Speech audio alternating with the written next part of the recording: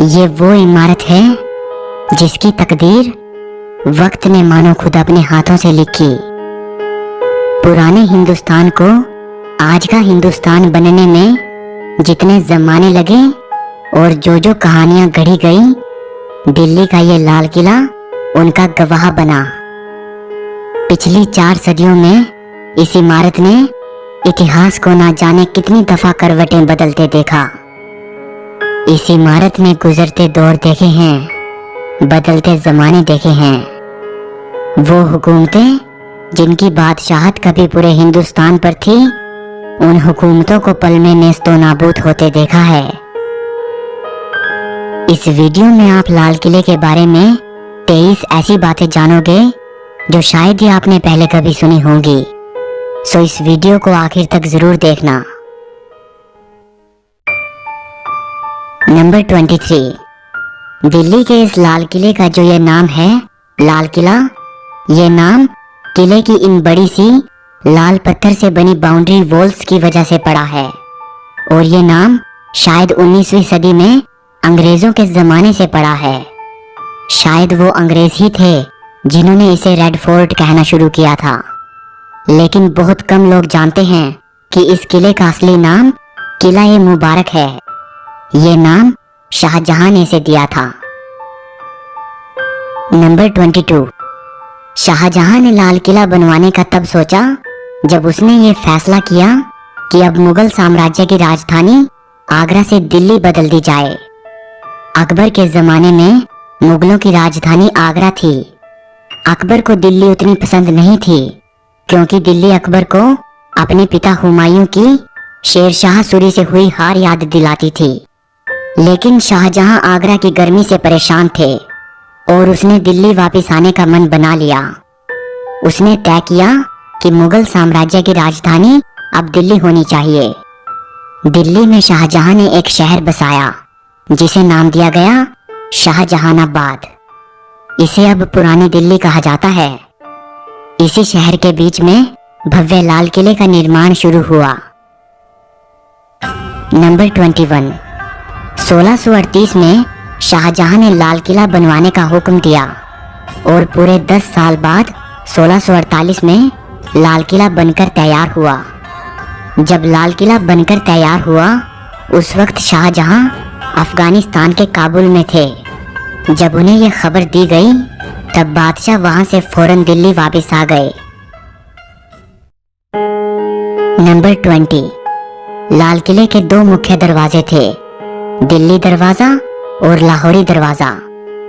दिल्ली दरवाजे के जरिए ही शाहजहां नमाज के लिए जामा मस्जिद जाया करते थे। लेकिन बाद में औरंगजेब ने लाल किले के अंदर ही अपनी और अपनी बेगमों के लिए निजी मस्जिद बनवा ली जिसे मोती मस्जिद कहा जाता है। नंबर 19, दिल्ली दरवाजा तो अब आम जनता के लिए खुला नहीं है। सिर्फ लाहौरी दरवाजे के जरिए ही लोग किले के अंदर जा सकते हैं। लाहौरी दरवाजे का नाम लाहौरी दरवाजा इसलिए पड़ा क्योंकि मुगलों के जमाने में 3 शहर ऐतिहासिक और राजनीतिक दृष्टि से बड़े महत्वपूर्ण थे, दिल्ली, आगरा और लाहौर।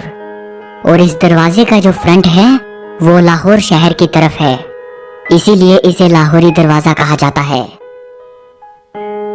नंबर 18, इस लाहौरी दरवाजे के सामने औरंगजेब ने यह दीवार बनवा दी थी। इसे घूंघट वाली दीवार कहा जाता है। लाहौरी दरवाजा चांदनी चौक के बिल्कुल सामने पड़ता है और इस दरवाजे से दीवाने आम साफ दिखाई देता था जो कि बादशाह के बैठने की जगह थी। इसीलिए लोगों को बादशाह की अदब के लिहाज से चांदनी चौक पर पैदल चलना पड़ता था। ये दुविधा खत्म करने के लिए और किले को और भी प्रोटेक्शन देने के लिए औरंगजेब ने लाहौरी दरवाजे के सामने ये दीवार बनवा दी थी। शाहजहां को औरंगजेब की ये बात बिल्कुल पसंद नहीं आई। कहा जाता है कि चांदनी चौक पर खड़े होकर अगर कोई लाल किले को देखता था तब सामने लाहौरी दरवाजा बड़ा ही सुंदर दिखाई देता था। लेकिन बाद में दीवार बन जाने के बाद वो उतना भव्य नहीं रहा। जब ये दीवार बनवाई गई उन दिनों शाहजहां आगरा में कैद थे। आगरा से ही शाहजहां ने औरंगजेब को एक खत लिखा था। खत में शाहजहां ने लिखा था कि बेटे, दीवार बनवाकर मानो तुमने किले की दुल्हन के चेहरे पर घूंघट डाल दिया है। नंबर 17। इसी घूंघट वाली दीवार पर खड़े होकर 15 अगस्त 1947 को प्रधानमंत्री पंडित नेहरू ने पहली बार आजाद भारत का तिरंगा झंडा फहराया था। तब से लेकर आज तक यह सिलसिला हर साल दोहराया जाता है। नंबर 16। लाहौरी दरवाजे से अंदर जाते ही लाल किले का मीना बाजार शुरू हो जाता है। इसे छत्ता बाजार भी कहते हैं। ये बाजार शाहजहां ने अपनी बेगमों के लिए बनवाया था। किले में जिन चीजों का इस्तेमाल होता था उस तरह का सामान इस बाजार में मिलता था। एक जमाना था जब अरब और फारस जैसे देशों से व्यापारी अपना सामान लेकर यहाँ आते थे, जिसे वो बादशाह की बेगमों और शहजादियों को बेचते थे। अच्छी बात यह है कि ये बाजार 350 साल बाद आज भी अपनी उन्हीं रंगीनियों के साथ जिंदा है और आज भी लोग यहाँ से तरह तरह का साजो सामान खरीद कर ले जाते हैं। नंबर 15। छत्ता बाजार खत्म होते ही सामने दिखाई पड़ता है नौबत खाना। नौबत खाने की ऊपरी मंजिल पर म्यूजिशियंस बैठते थे और यहाँ दिन में 5 बार नौबत बजती थी, अलग अलग वक्त को बतलाने के लिए। नौबत खाने में बादशाह के आने की घोषणा करने के लिए भी नौबत बजा करती थी।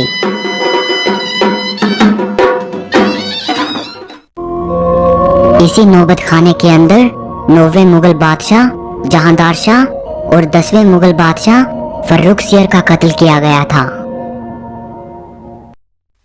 नंबर 14। नौबत खाने के बिल्कुल सामने पड़ता है दीवाने आम। नाम से ही अंदाजा हो जाता है, दीवाने आम।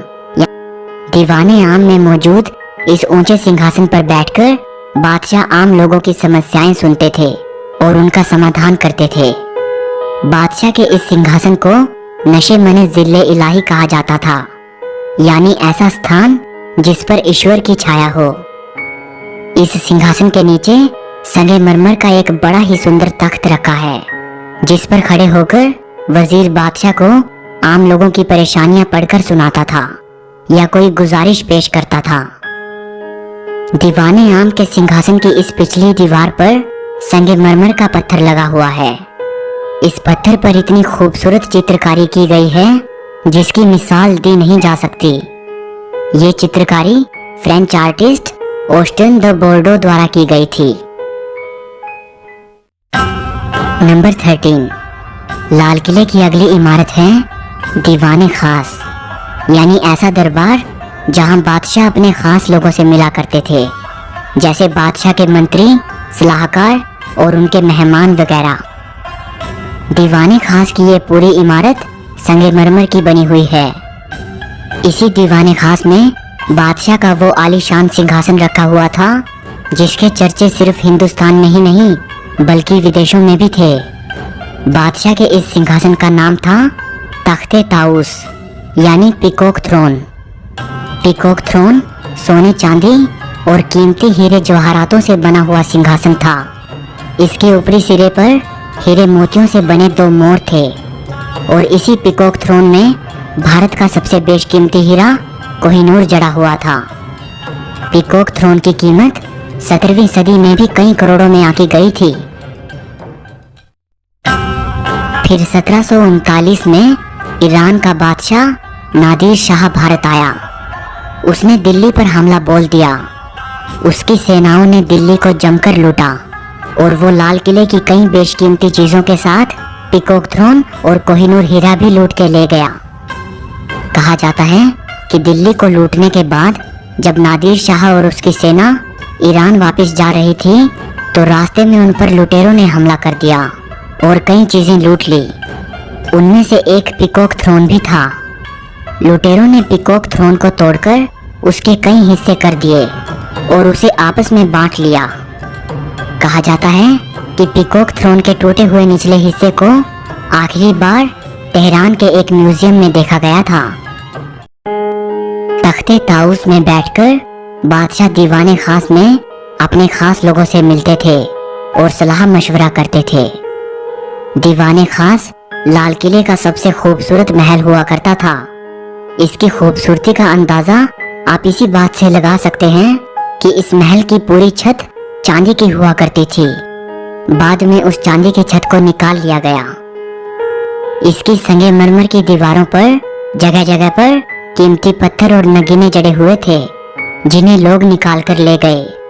अब उनके सिर्फ निशान बाकी हैं। इसी दीवाने खास में फारसी की वो मशहूर पंक्तियां लिखी हैं। अगर फिरदौस बर रुए ज़मीं अस्त, हमी अस्तो हमी अस्तो हमी अस्त। अगर धरती पर कहीं स्वर्ग है तो वो यही है, यही है, यही है। नंबर 12। किले के अंदर अगर कोई सबसे सुंदरतम रचना थी तो वो थी नहर बहिश्त, यानी स्वर्ग की नहर। इस नहर को शाहजहां ने जन्नत की परिकल्पना पर बनवाया था। नहर बहिश्त जब महलों के अंदर से होती हुई बाग बगीचों के पास से बहती थी, तब मानो स्वर्ग जैसा एहसास करवाती थी। इसके बहने से पानी की बड़ी मधुर आवाज पैदा होती थी। नहर बहिश्त में फव्वारे बने हुए थे। इससे निकलते फव्वारे मानो गर्मियों में भी सावन का एहसास करवाते थे। वैसे तो नहर बहिश्त लाल किले के अंदर कई जगह से बहती थी, लेकिन इसे महलों के बीच में से इसलिए बनाया गया था ताकि नहर के पानी से महलों के अंदर ठंडक रहे। नहर बहिश्त में पानी को चलाए रखने के लिए यमुना नदी से पानी उठाया जाता था। नंबर 11। शाहजहां ने अपनी रानियों और किले की अन्य शाही औरतों के लिए जो महल बनवाए थे, उनमें पहला महल है रंग महल। ये बहुत ही बड़ा महल है। इस महल के बीच से नहर बहिश्त बहा करती थी, जो इसे गर्मियों में भी ठंडा रखती थी। अंग्रेजों ने अपनी हुकूमत के दौरान रंग महल को रसोई घर में बदल दिया था। इस महल की दीवारों पर बेशकीमती पत्थर और मोती जड़े हुए थे। दीवारों पर उन पत्थर और मोतियों के उखाड़े जाने के निशान देखे जा सकते हैं। नंबर 10। अगली इमारत है मुमताज महल। ये महल भी किले में रहने वाली शाही परिवार की औरतों के लिए था। इस महल का नाम शाहजहां ने अपनी प्रिय बेगम मुमताज के नाम पर रखा था, जिसकी मृत्यु काफी समय पहले हो चुकी थी। इस महल में बादशाह और शहजादों के अलावा किसी और को आने की इजाजत नहीं थी। जब अंग्रेजों ने लाल किले पर कब्जा कर लिया, उसके बाद मुमताज महल को उन्होंने जेल खाने में बदल दिया था। नंबर 9। रंग महल के पास मौजूद है खास महल। खास महल बादशाह का अपना निजी महल था। इस बड़ी सी इमारत के 3 मुख्य कमरे हैं। पहला, तस्बीह खाना। इस कमरे में बैठकर बादशाह इबादत करते थे। दूसरा है ख्वाबगाह, यानी सपनों का महल। यह बादशाह का बेडरूम था। और तीसरा है बड़ी बैठक। यहाँ बादशाह फुर्सत की घड़ियों में बैठते थे और आराम फरमाते थे। नंबर 8। लाल किले में एक खूबसूरत बाग हुआ करता था, जिसे हयात बख्श बाग कहा जाता था। हयात बख्श बाग का मतलब होता है जिंदगी देने वाला बाग। आज किले में हयात बख्श बाग का सिर्फ खाली मैदान बाकी है, लेकिन एक जमाना था जब इस बाग से खुशबूदार फव्वारे निकलते थे और यहाँ रंग बिरंगे फूल उगाए जाते थे। नंबर 7। हयात बख्श बाग के मैदान में बिल्कुल एक जैसी दिखने वाली 2 इमारतें आमने सामने मौजूद हैं। एक इमारत का नाम है सावन और दूसरी का भादों। क्योंकि फारसी मुगल दौर की आम बोलचाल की भाषा थी, इसीलिए किले में और जितनी भी इमारतें, महल और दूसरी चीजें मौजूद हैं, उन सभी के नाम फारसी भाषा में रखे गए थे, सिवाय इन 2 इमारतों के। इन इमारतों के नाम हिंदी महीनों के नाम पर रखे गए थे। जब कभी दिल्ली में बारिश होती थी, तब एक इमारत में शाही परिवार के पुरुष और दूसरी में शाही औरतें बैठकर बारिश का आनंद लेती थी। नंबर 6, लाहौरी दरवाजे और दिल्ली दरवाजे के बाद लाल किले का एक तीसरा दरवाजा भी है जिसे यमुना गेट कहते हैं। यह दरवाजा नीचे से यमुना नदी की तरफ जाता था, जहां बादशाह की नाव लगी होती थी। बादशाह नाव में बैठकर यमुना नदी के जरिए दिल्ली से दूसरे शहरों में जाते थे। नंबर 5, लाल किले के वैभव और इसके ऐतिहासिक महत्व को देखते हुए यूनेस्को ने इसे 2007 में वर्ल्ड हेरिटेज साइट घोषित किया था। नंबर 4, दिल्ली के इस लाल किले से जुड़ा हुआ एक और किला है जिसे सलीमगढ़ का किला कहा जाता है। सलीमगढ़ के किले को शेर शाह सूरी के बेटे सलीम शाह सूरी ने 1546 में बनवाया था। सलीमगढ़ का किला लाल किले से एक पुल के जरिए जुड़ा हुआ है। नंबर 3, लाल किले में एक और सुंदर बाग हुआ करता था जिसे मेहताब बाग कहते थे। इसे अंग्रेजों ने नेस्तो नाबूद कर दिया था और इस बाग की जगह पर फौजियों के लिए बैरक बनवा दिए गए। अंग्रेजों ने लाल किले की कई इमारतों को तोड़कर वहां अपनी जरूरत के हिसाब से बैरक और परेड ग्राउंड बनवा दिए। अंग्रेजों के बनाए ये बैरक विक्टोरियन आर्किटेक्चर का नमूना है। किले के अंदर मौजूद सभी इमारतों को अगर आप देखते हो तो आपको मुगली आर्किटेक्चर और विक्टोरियन आर्किटेक्चर में डिफरेंस साफ नजर आएगा। नंबर 2, ये है लाल किले का जफर महल। इसे आखिरी मुगल बादशाह बहादुर शाह जफर ने 1842 में बनवाया था। यह लाल किले के अंदर किसी मुगल बादशाह द्वारा बनवाई गई आखिरी इमारत है। नंबर 1, यही लाल किले में अंग्रेजों ने बादशाह जफर पर मुकदमा चलाया था। बादशाह को अपने ही मुल्क में अपने ही किले में अंग्रेजों के सामने नतमस्तक होना पड़ा। अंग्रेजों ने बादशाह जफर को अंग्रेजों के खिलाफ बगावत करने का दोषी करार देकर उन्हें देश निकाला दे दिया और उन्हें हिंदुस्तान से रंगून रवाना कर दिया, जहां उन्होंने अपनी अंतिम सांसें ली। वहीं रंगून से ही बादशाह जफर ने लिखा था, कितना है बदनसीब जफर दफन के लिए, 2 गज जमीन भी न मिली कुए यार में। कि ऐ जफर, तू कितना बदनसीब है, तुझे तो तेरे अपने ही मुल्क में दफन होने के लिए 2 गज जमीन भी न मिल सकी। अगर इस किले ने मुगल सल्तनत के चमकते हुए सूरज को देखा है तो इसने उस सूरज को अस्त होते हुए भी देखा है। लाल किला अपने बनने के दौर से लेकर आज तक ना जाने कैसी कैसी घटनाओं का साक्षी बना। लाल किला सिर्फ मुगलों के इतिहास का ही नहीं बल्कि भारत की आजादी की लड़ाई का भी गवाह रहा। अपनी बादशाहत कायम करने यहाँ कई हुकूमतें आईं और कई मिट गई, लेकिन ये इमारत बीते दौर की न जाने कितनी कहानियां अपने साथ लिए सदियों से खड़ी है।